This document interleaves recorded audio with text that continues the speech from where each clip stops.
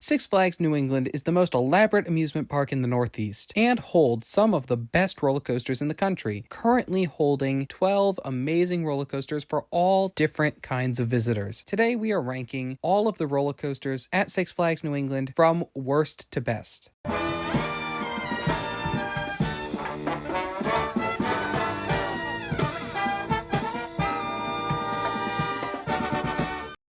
Coming in at dead last, number 12, The Great Chase. Of the two kiddie coasters at Six Flags New England, this is the worst one. It is relatively forceless and has grown increasingly rough over the years. It really could use some work, and it being somewhat better themed does not help the experience at all. And moving on to number 11, the other kiddie coaster in the park, Catwoman's Whip. This is the better of the two kiddie coasters at the park. It has some more intense hills and turns that make it a better experience overall, while still being approachable for small children. The roller coaster also features more comfortable trains that make the ride a more enjoyable experience beyond the layout itself. It also has a position that gives it great views of the surrounding roller coasters, including Superman the Ride, the park's signature roller coaster. If you are looking for a kiddie coaster at Six Flags New England, this is really the better choice. And moving on to number 10, Goliath, assuming it ever reopens. This ride should be a great experience. It has a good layout, tall drops, but the ride has problems that put it lower on the list than it probably should be. First, it features uncomfortable trains. These then rob the roller coaster of any of the forces that should make the ride fun and just make it more painful than it should be. Another reason the ride is ranked so low is that it is never open. Technical problems constantly close this ride, and it is increasingly rare to see it actually open in the park. This alone puts it this low, as it is near impossible to actually experience. It is the only ride in the park that I have never ridden because it has never been open when I am there. I only don't rank it dead last based on reputation, that it could be a good experience if it weren't for the trains. This ride is currently closed and has been removed from the park map, with rumors surrounding it being removed by the end of the year. While I would love to actually be able to experience this ride, I can't say I blame the park for removing it, given its history. Moving on to number 9, Gotham City Gauntlet.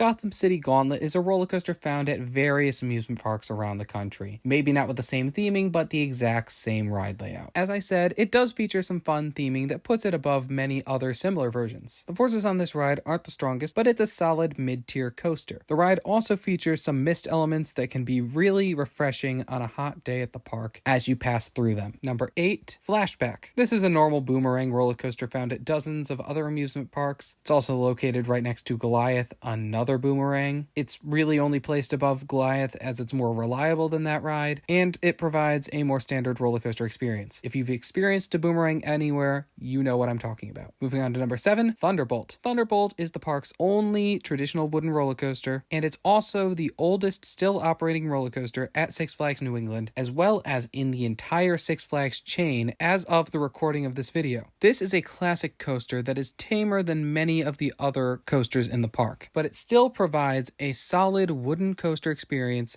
with its classical style layout and trains. It is certainly a must-do experience for anyone at the park, as it feels like a trip back in roller coaster history. Moving on to number 6, Pandemonium. The park spinning coaster is really a fun ride, and depending on the weight distribution in your train, it can be an incredibly intense experience. With a compact layout that manages to fit in plenty of drops and turns designed to maximize your speed while spinning. This ride does everything that a spinning coaster should do. Number 5, the Joker. This ride is a cloned S&S 4th Dimension coaster that spins freely as it goes throughout much of its layout, and it is, again as of the recording of this video, the newest roller coaster at Six Flags New England. This roller coaster can be a great experience, but because of the free spinning nature of the ride, every time you go on the ride, you get an experience that can be somewhat different. This adds to the charm and rewritability of the attraction by making it something that can feel different each time. It's a fun ride. If you haven't experienced one of the same attraction at another park, then you should check it out on your visit to Six Flags New England. Number 4, the Riddler Revenge. The fact that a suspended looping coaster is this high on the list should be a tribute to how much this ride has improved over the years. It was formerly known as Mind Eraser, and it earned that name for just how painful it was, just as every other SLC is. But the refurbishment that transformed it into the Riddler Revenge made it into an actual quality attraction. The new trains the ride received were an amazing investment that turned the ride into a much better attraction, removing a lot of the shakiness and painful head banging that gave the ride its original name. It is by no means the best ride in the park, and it's still a bit painful, but it is far improved from what it once was, and what many other SLCs still are. Moving on to number 3, Batman the Dark Knight. The park's floorless roller coaster is also one of its best attraction, and the only B&M coaster currently operating in the park. It is extremely smooth and perfectly paced, with great views of the river that borders the park. With 5 inversions, it has the most inversions of a traditional full-circuit roller coaster at the park, with great pacing and tons of great forces. This ride is a wonderful mid-tier roller coaster that helps round out the top of Six Flags New England's lineup. It's by no means the best floorless roller coaster in the world, but in the Northeast, it really has nothing to compete with, and it's a wonderful, smooth, and forceful experience. And moving on to the park's top 2, which is incredibly packed, and I want to specify before stating which one I'm putting second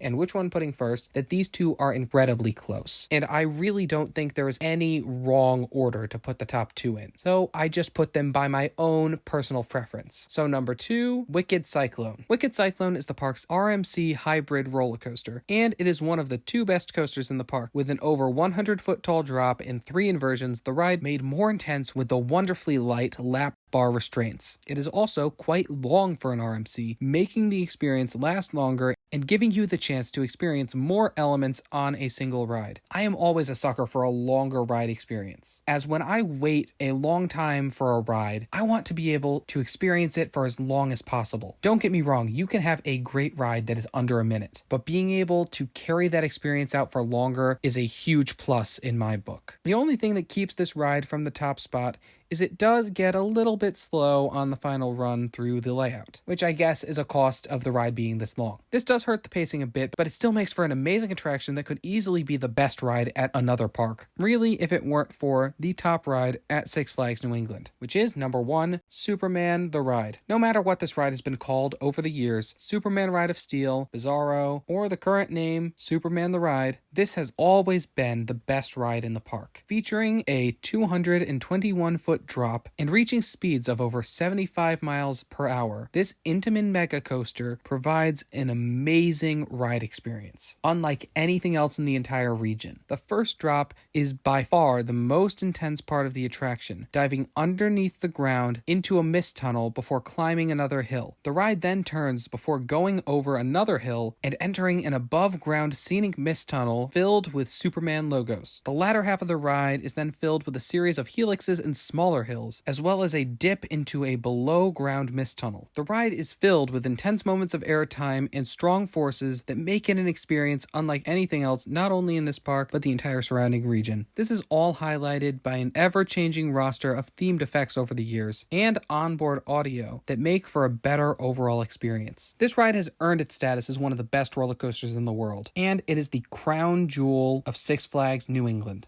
So thanks for watching, and be sure to hit like and subscribe. It really helps us out a lot. What is your ranking of all the roller coasters at Six Flags New England? Be sure to let us know in the comments below.